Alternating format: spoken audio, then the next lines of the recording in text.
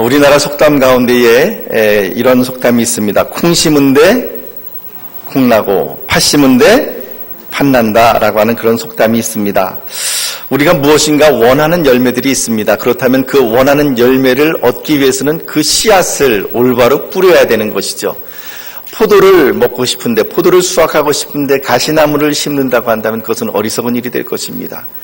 배를 먹고 싶은데 플라타나스 나무를 갖다 심는다면 그것도 어리석은 일이 되겠죠. 반드시 그 씨앗을 심는 대로 거두게 되는 것은 만고불변의 진리의 말씀입니다. 오늘 그래서 본문에 나와 있는 것처럼 우리가 기쁨의 추수 기쁨으로 가을 거지를 하기 위해서는 과연 무엇으로 심어야 될 것인가 라고 하는 것을 오늘 우리가 함께 살펴보기를 원합니다.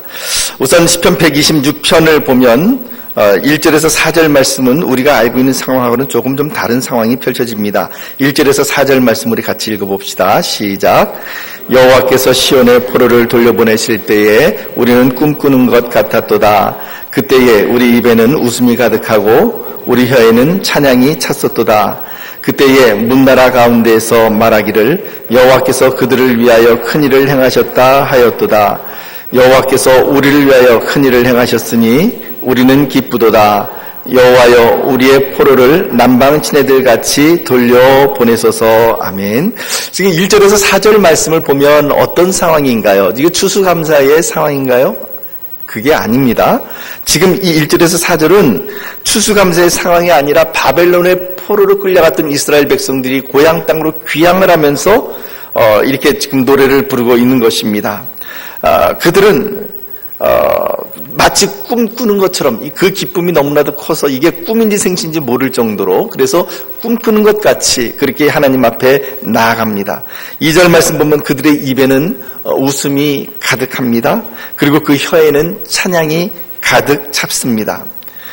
그리고는 하나님을 높입니다. 하나님께서 우리를 위하여 큰일을 행하셨다라고 이야기를 합니다. 그런데 우리는 기쁘도다 그랬는데 4절 말씀 보니까 조금 좀 이상한 탄원의 말씀이 나옵니다. 4절 말씀 우리 같이 읽어볼까요? 4절 시작. 여호와여 우리의 포로를 남방 친애들 같이 돌려보내소서. 남방이란 도대체 어디입니까? 남방은 본문 말씀의 원문에 의하면 네게브를 의미합니다. 네게브. 여러분들 네게브 그러면 그 뒤에 을에 붙는 단어가 있죠. 네게브? 1번 네게브 초원, 2번 네게브 사막, 3번 네게브 산맥. 뭡니까? 진짜 모르세요? 네게브 보통 사막 그러죠. 사막 사람들이. 그 네게브 남방이라는 것은 그 이스라엘의 남쪽 그 브엘세바 밑에 있는 것들. 그러니까는 거기는 광야입니다. 그 유대 광야는 그 위쪽이고 이쪽은 남쪽은 더욱더 유대 광야보다도 비가 더 훨씬 더 적게 오는 그런 그 광야인데 그것이 바로 네게브입니다. 근데 여호와여 우리의 포로를 네게브의 시내들 같이 돌려보내소서라고 하는 이 말씀은 굉장히 좀 이상합니다. 비가 오지 않기 때문에 보통 비가 오지 않기 때문에 그 네게브나 이런 광야에는 무엇이 있냐면 옛날에 물이 흘러갔던 그 물의 흔적 즉 시내 가 이렇게 물이 흘러가는 흔적이 있습니다. 그것을 우리가 뭐라 그러냐면은 와디라 그러기도 하고 그리고 혹은 마른 천이다. 물이 흐르지 않는 마른 천이다. 그래서 건천이다. 이렇게 이야기를 하기도 합니다. 그러니까 물이 흘러가는 흔적은 있는데 물이 지금 흘러가고 있지 않은 거죠. 물이 말라버린 그런 시내죠. 그것을 와디라고 하는데 그 여호와의 우리의 포로를 이 네게브의 와디들처럼 그렇게 돌려보내소서라고 하는 이 말은 참 이해하기 힘든 구절이기도 합니다. 그런데 여기에는 한 가지 이런 뜻이 있습니다. 광야에 평상시에는 물이 말라서 물이 흘러가는 흔적만 있을 뿐이지만 일단 그 광야에 비가 오게 되면 광야에는 배수시설이 되어 있지 않습니다. 그래서 그 물이 한꺼번에 모아져서 이 건천을 따라서 이 와디를 따라서 물이 콸콸콸콸 흘러가게 되는 것이죠.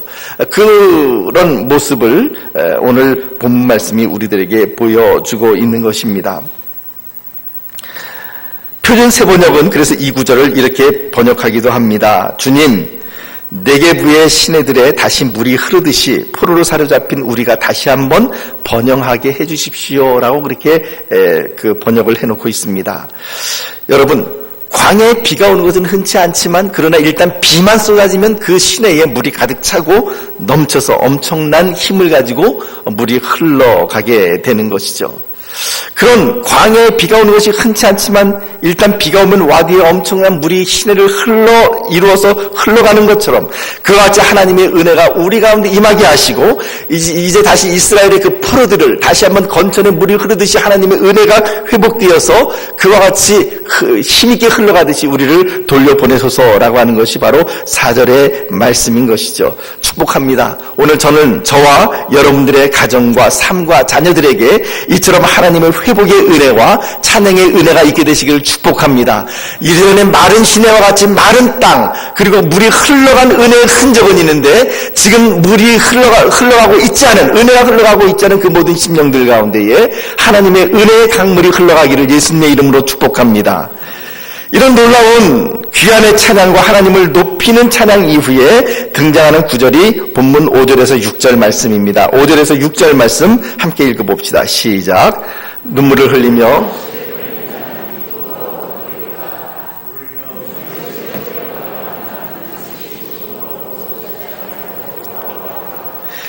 기쁨으로 거두기 위해서는 무엇으로 씨를 뿌려야 된다 그럽니까? 눈물로 씨를 뿌려야만 한다라고 이야기를 하고 있습니다. 그렇습니다. 사과를 수확하고 싶다면 우리가 사과 나무를 심어야 되는 것처럼 기쁨의 수확을 심기 위해서는 우리는 그 기쁨이라고 하는 기쁨의 씨앗을 뿌리되 뭘로 뿌려야 되냐면 눈물로 뿌려야 합니다. 왜 눈물로 뿌리겠습니까? 뿌린다라고 하는 것 자체는 힘이 듭니다. 뜨거운 떼약볕 아래에서 씨를 뿌려야 되고 그리고 또한 그 씨앗을 뿌린다고 해서 지금 당장 금방 거기서 무슨 열매가 맺히는 것도 아닌 것이죠. 힘은 드는데 열매가 맺히지 않는 그런 상황이라고 하는 것입니다. 하지만 그럼에도 불구하고 그렇게 씨를 뿌려야만 추수의 때에 거둘 것이 있다라고 하는 것이죠. 오늘 여러분들이나 저나 지금 어떤 씨앗을 뿌리고 있습니까? 만약에 힘이 든다고 해서 눈물로 씨를 뿌리지 않고 그냥 지금 무엇인가 쉬고 계시다고 한다면 나중에 추수의 때에 거둘 것이 아무것도 없는 그런 비참한 상황 가운데에 우리가 놓이게 될 수밖에 없습니다. 예수님께서도 이렇게 말씀하셨습니다. 요한복음 12장 24절 말씀이죠. 우리 같이 읽어볼까요? 시작. 내가 진실로 진실로 너희에게 이르노니 한 알의 밀이 땅에 떨어져 죽지 아니하면 한 알 그대로 있고 죽으면 많은 열매를 맺느니라. 아멘. 한 알의 밀이 땅에 떨어져 죽지 아니하면 한 알 그대로 있는다라고 이야기를 하는 것이죠. 여러분, 내가 죽을 때에 비로소 거기에 열매가 이루어지는 것을 볼 수가 있습니다. 내가 희생하지 않고 내가 죽지 않은데 거기서 열매가 이루어질 것이라고 믿지 마시기를 바랍니다. 눈물의 씨앗이 없이는 추수할 곡식이 없다라고 하는 것이죠. 그래서 기쁨의 추수를 위한 첫 번째 단계는 무엇인가? 바로 씨앗을 심는 단계입니다. 지금 당장 싹이 돋아나지 않는다 할지라도 지금 당장 눈에 보이는 열매가 없다 할지라도 그러나 씨앗을 심게 되면 그러나 거기서 반드시 싹이 일어나게 될 것이고 하나님께서 키우실 것이고 하나님의 열매가 맺혀지게 될 것입니다. 그렇다면 오늘 우리가 심어야 될 씨앗은 무엇입니까? 호세아서 10장 12절에서 13절 말씀입니다. 우리 같이 읽어봅시다. 시작. 너희가 자기를 위하여 공의를 심고 인애를 거두라. 너희 묵은 땅을 기경하라. 지금이 곧 여호와를 찾을 때니 마침내 여호와께서 오사 공의를 비처럼 너희에게 내리시리라. 너희는 악을 밭가라. 죄를 거두고 거짓 열매를 먹었나니 이는 내가 내 길과 내 용사의 많음을 의뢰하였음이라. 13절 말씀을 보면은 지금 이스라엘 백성들이 무엇으로 밭갈았다 그럽니까? 악을 밭갈았다. 즉 어떤 씨앗을 뿌렸다는 것입니까? 악의 씨앗을 뿌렸다는 것이죠. 그 결과는 무엇이죠? 죄를 거두게 되는 것입니다. 그리고 무엇을 먹게 됩니까? 거짓 열매를 먹게 되는 것이죠. 여러분, 무엇이 거짓 열매일까요? 열매에도 진짜 열매가 있고 거짓 열매가 있나요? 혹자는 아마 그렇게 말씀하실지 모르겠습니다. 목사님, 플라스틱으로 만든 그 열매, 플라스틱으로 만든 그 가짜 열매, 그거 가짜 열매 아닙니까? 맞죠? 근데 여러분, 그 거짓 열매를 우리가 먹을 수가 있겠습니까? 먹을 수가 없죠. 거짓 열매란 무엇인가요? 이와 비유할 수 있습니다. 우리가 꿈에서 너무나도 배가 고픕니다. 지금 너무 배가 고파가지고 꿈에서 먹는 것이 왔다 갔다 합니다. 그래서 꿈에서 라면도 먹고, 그리고 또 꿈에서 또 뭐 여러 가지 음식을 먹습니다. 사과도 먹고 뭐 여러 가지를 먹는데, 그 꿈에서 먹는 그 음식으로 인해서 우리의 육신이 힘을 얻나요? 우리의 육신이 배가 부른가요? 아닙니다. 꿈에서 먹는 것은 깨어나면 여전히 허기지고 배가 고픕니다. 꿈에서 먹는 순간은 좋지만 아무리 먹어도 배가 부르지 않는 것, 아무리 먹어도 영양 섭취가 되지 않는 것이 바로 거짓 열매일 수밖에 없습니다. 여러분, 아무리 재물이 쌓여도 왜 우리의 삶이 곤고해지고 또 공허해질까요? 분명히 2017년 지금은 1960년도의 우리의 상황과 비교했을 때 굉장히 많이 발전되고, 그리고 물질적으로 훨씬 더 부유한데 왜 지금 느끼는 우리들의 심정은 그 당시보다도 더 쓸쓸하고 공허하고 외롭고 밤이 되면 바람이 우리의 가슴을 지나가고 있는 것일까요? 그것은 지금 내가 평생을 이루었다라고 생각하는 것, 내가 평생을 달려왔다고 생각하는 그것이 흡사 꿈에서 먹는 것처럼 진짜 열매가 아니라 가짜 열매이기 때문에 그런 것이 아닐까요? 성경은 우리들에게 이렇게 이야기합니다. 너희가 거짓 열매를 먹을 수밖에 없는 이유는 무엇인가? 왜 거짓 열매를 먹는다 그럽니까? 우리 13절 말씀 보니까 거짓 열매를 먹었나니 이는 왜 그렇다고요? 여러분들께서 한번 크게 읽어주십시오. 시작. 내가 내 길과 내 용사의 많음을 의뢰하였음이니라. 우리가 거짓 열매를 거둘 수밖에 없는 것은 우리의 뿌리를 엉뚱한데 지금 뿌리를 박았기 때문에 그래요. 진리이시고 길이신 하나님께 우리의 뿌리를 내리고 하나님으로부터 양분을 받고 그 하나님으로부터 열매를 맺었다면 가짜 열매가 아닐 터인데, 지금 무엇에 우리가 뿌리를 박았습니까? 세상의 뿌리를 박고 내가 좋아하는 길에 그곳에 뿌리를 박고, 그리고 내가 눈에 보이는 것들을 의지하며 내가 얼마나 많은 군사력을 가지고 있는지, 내가 내 통장에 돈이 얼마나 많이 있는지, 내가 얼마나 많은 인맥을 가지고 있는지, 내가 얼마나 건강한지, 이런 것들을 가지고 신뢰하고 의뢰하며 살아가다 보니 거기서 맺혀지는 열매들은 아무리 먹는다 할지라도 공허할 수밖에 없는 거짓 열매다라고 하는 것이죠. 성도 여러분, 이제 우리가 올바로 심어야 될 것이 무엇일까요? 12절 말씀을 봅시다. 바로 이 앞절인 12절 한번 다시 읽어봅시다. 시작. 너희가 자기를 위하여 공의를 심고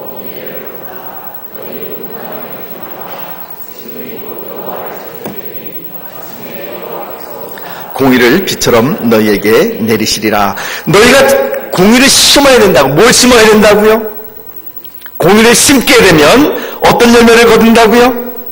인애, 즉 여기서 인애라는 말은 헤세드라고 하는 단어인데, 이것은 굉장히 그 구약 성경에서는 하나님의 자비하심, 인자하심, 하나님의 사랑, 이것을 의미할 때 나타내는 단어가 바로 이 헤세드라고 하는 단어입니다. 공의를 심고 인애를 거두게 되는 것입니다. 근데 문제는 누구를 위해서 공의를 심으라 그럽니까? 하나님을 위해서 심으라 그럽니까? 누구를 위해서요? 자기를 위해서 공의를 심으라라고 이야기를 합니다. 성숙되지 못한 자녀들 가운데 보면, 어렸을 때 보면 우리의 자녀들이 그런 땡깡을 피울 때가 있습니다. 엄마 아빠가 나 이거 안 해주면 나 밥 안 먹어 그런다고요? 여러분, 밥 안 먹으면 누구 손해입니까? 자기 손해인데, 흡사 부모님을 위해서 밥 먹어주는 것처럼 자녀들이 그렇게 착각하는 경우가 있습니다. 이거 안 해주면 나 공부 안 할 거야 그럽니다. 공부 안 하면 누구 손해입니까? 자기 손해죠. 공부는 누구를 위해서 합니까? 자기를 위해서 하는 것인데, 이제 흡사 공부하는 것이 공부해 주는 것처럼, 부모님을 위해서 공부해 주는 것처럼 그렇게 자녀들이 착각하는 경우가 있습니다. 성숙하지 못할 때의 이야기죠. 우리도 성숙하지 못할 때는 이런 착각을 할 때가 있습니다. 내가 하나님을 위해서 공의를 심는다라고 생각을 할 수 있을지 모르지만, 그러나 하나님은 뭐라고 말씀하십니까? 너희가 너희 자신을 위해서 공의를 심어라 라고 이야기를 합니다. 공의를 심는 것은 바로 너희를 위한 것이다 라고 말씀을 하고 있는 것이죠. 사랑하는 성도 여러분, 하나님의 의를 심고 정의를 심고 올바른 것을 눈물로 심는 것은 바로 그 열매인 인애와 사랑을 올바로 거두기 위함입니다.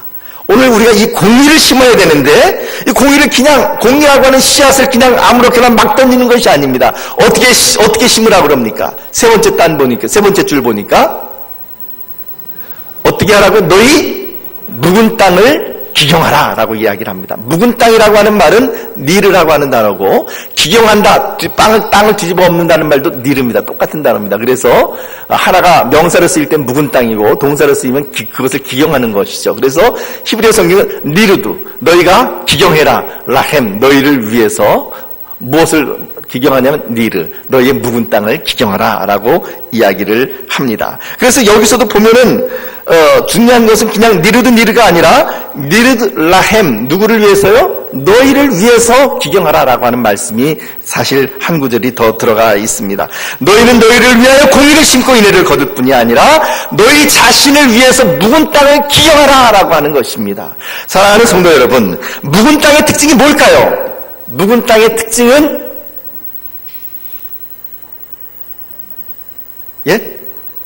땅이 딱딱하다라고 하는 것이죠. 묵은 땅은요, 그래서 딱딱한 땅은요, 씨앗이 나오질 못합니다. 그래서 우리가 한겨울에 땅이 꽁꽁 얼어붙어 있다가 이제 봄이 돼서 이제 씨앗을 뿌리게 되면 어떻게 하죠? 그냥 그 위에 씨앗을 막 뿌리나요? 땅을 갈아엎어야죠. 땅을 갈아엎어야만 씨앗을 심을 수가 있다라고 하는 것입니다. 사랑하는 성도 여러분, 공의를 심기 위해서 하나님께서 우리들에게 말씀하시는 것은 무엇이냐면, 너희 묵은 땅을 기경하라, 너희의 그 딱딱한 마음들을 뒤집어 엎고 회개하고 눈물을 흘려라 라고 하는 것입니다.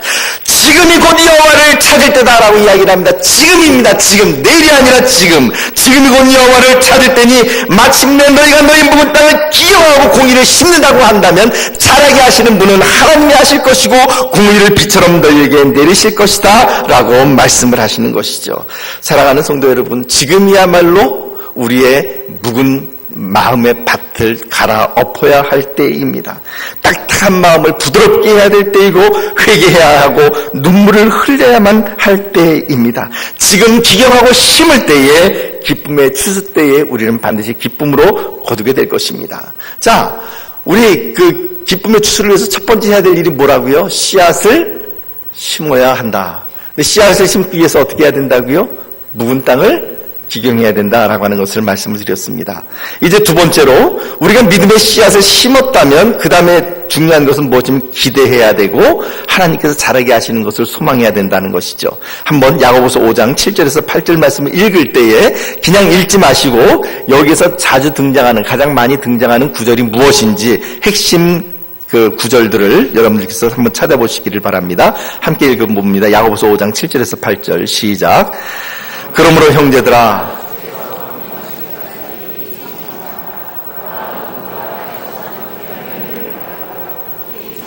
이른 비와 늦은 비를 기다리나니 너희도 길이 참고 마음을 굳건하게 하라. 주의 강림이 가까우니라. 아멘. 많이 등장하는 구절이 뭐죠? 길이 참고 혹은 길이 참으라 라고 하는 말이죠. 길이 참으라. 또 하나 그 같이 등장하는 단어는 바라고 기다린다라고 하는 말입니다. 그래서 7절 말씀도 보면 주께서 강림하시기까지 길이 참으라. 농부가 땅에서 나는 귀한 열매를 바라고 길이 참아 이른 비와 늦은 비를 기다리나니 너희도 길이 참고 마음을 굳건하게 하라. 이렇게 이야기를 합니다. 여러분, 지금 이 야고보서 5장 7절에서 8절 말씀 보면 추수의 때가 언제라고 말씀을 하고 있는 것일까요? 다시 한번 띄워주십시오. 야고보서 5장 7절 8절. 언제가 추수의 때라고 우리들에게 보여주는 거죠? 주께서 강림하시기까지. 사랑하는 성도 여러분, 우리가 추수를 거둘 때는요, 우리가 이 땅에 살아있는 동안 추수를 거두는 것이 아니라 우리의 추수는 어디에서 거두냐면 주님 앞에서 거두는 거예요.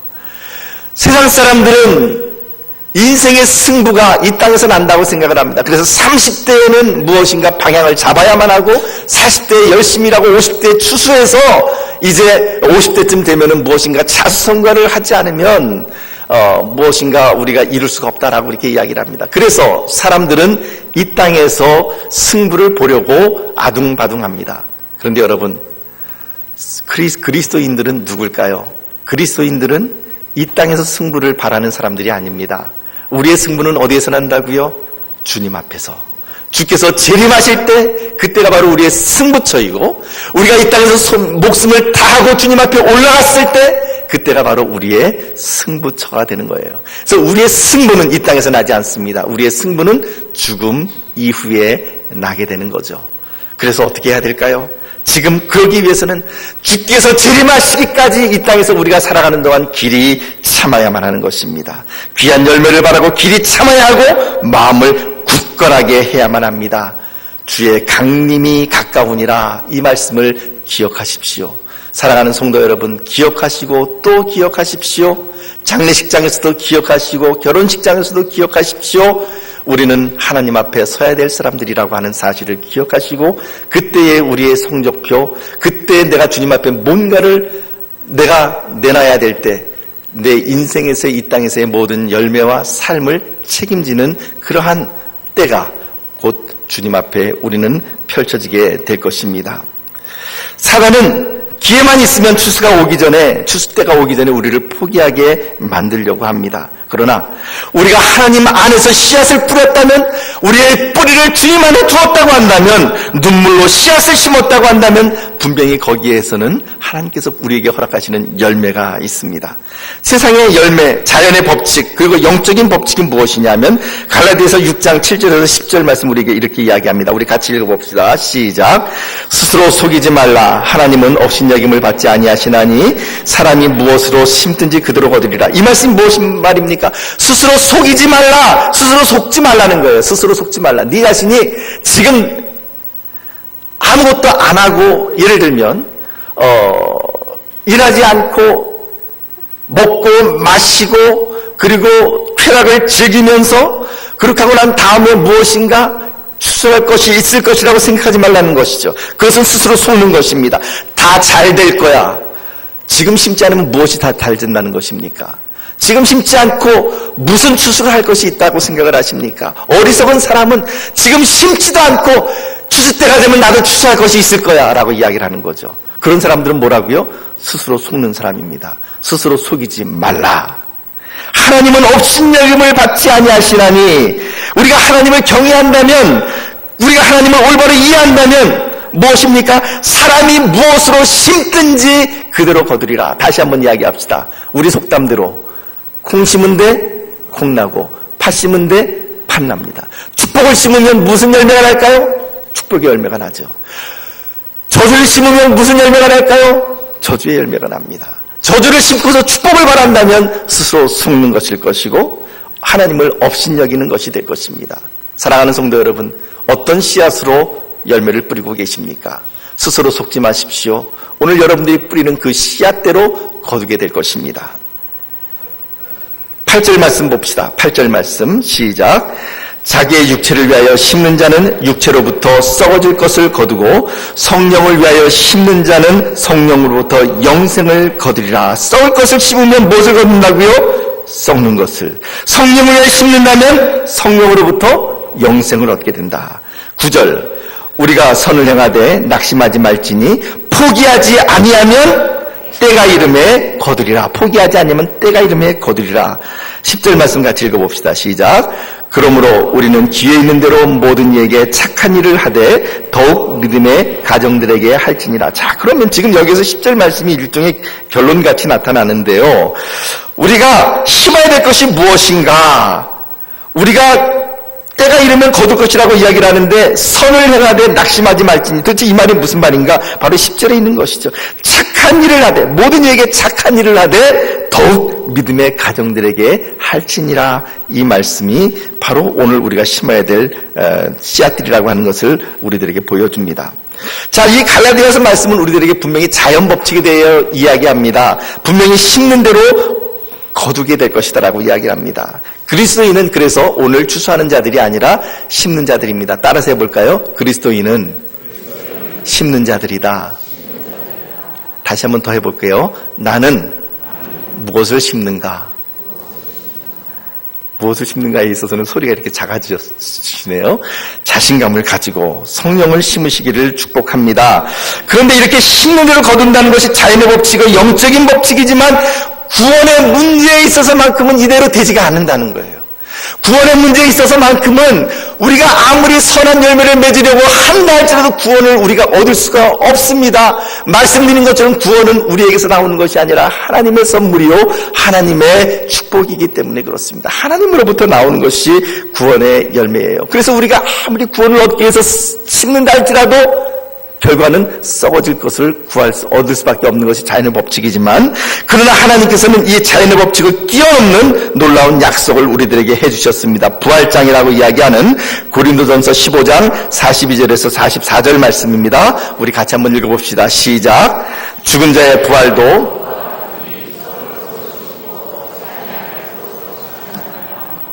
욕된 것으로 심고 영광스러운 것으로 다시 살아나며, 약한 것으로 심고 강한 것으로 다시 살아나며, 육의 몸으로 심고 신령한 몸으로 다시 살아나나니 육의 몸이 있은즉 또 영의 몸도 있느니라. 자, 여러분 지금 보세요. 지금까지 우리가 성경이 우리들에게 가르쳐주고 있는 것은 무엇이었습니까? 사람이 무엇을 심든지 그대로 거두리라라고 하는 것이었습니다. 그러니까 그 법칙에 의하면 우리가 썩을 것으로 심었다면 우리가 거두는 것은 무엇입니까? 썩을 것을 거둬야 돼요. 그런데 이 구원의 문제에 있어서만큼은 우리가 어떻게 할 수 없으니까 하나님께서 은혜를 베풀어 주셨습니다. 썩을 것으로 심지만 무엇으로 다시 살아난다고요? 썩지 아니할 것으로 거둔다고요. 욕된 것으로 심지만 무엇으로 다시 거둡니까? 영광스러운 것으로 다시 거둔다고요. 믿으십니까? 아멘. 이것이 바로 하나님의 은혜입니다.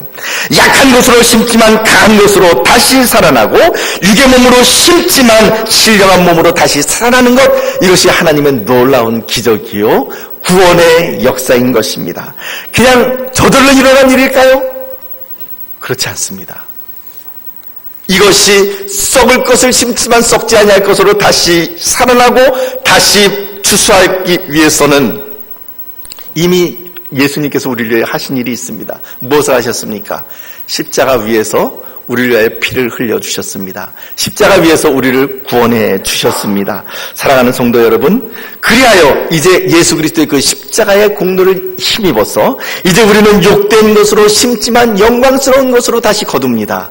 그리고 또한 썩을 것으로 심지만 썩지 아니할 것으로 다시 거두게 될 것입니다. 구원의 문제에 관해서만큼은 이 자연의 법칙이 놀랍게 하나님께서 바꿔주신 것을 우리가 볼 수가 있습니다. 사랑하는 성도 여러분, 오늘은 추수감사주일입니다. 이 추수감사주일에 우리가 하나님 앞에 감사해야죠. 무엇을 심든지 우리가 그대로 거둔 것, 봄에 벼를 심었으면 쌀을 이제 가을에 거두게 될 것입니다. 무엇을 심든지 그대로 거두게 됩니다.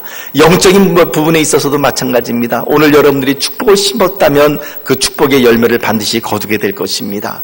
사랑하는 성도 여러분, 기억하십시오. 우리는 지금 씨를 뿌리는 자들입니다. 우리의 승부는 이 땅에서 나지 않습니다. 하나님의 나라에서 날 것입니다. 그때까지 여러분들이 구원의 문제에 관해서는 오로지 하나님께는 영광이요, 하나님께는 감사할 수밖에 없고, 거기는 우리가 끼어들어갈 여지가 없습니다. 우리는 썩을 것으로 심지만 하나님께서는 썩지 아니할 것으로 다시 살아나게 하셨으니 하나님 앞에 온전히 감사해야 될 것이요, 구원받은 백성으로는 이제 우리가 심어야 될 것들, 구원의 문제가 아닌 다른 부분들에 있어서 우리의 행미에 있어서만큼은 이제 오늘 저나 여러분들이나 축복을 심을 수 있게 되기를 축복합니다.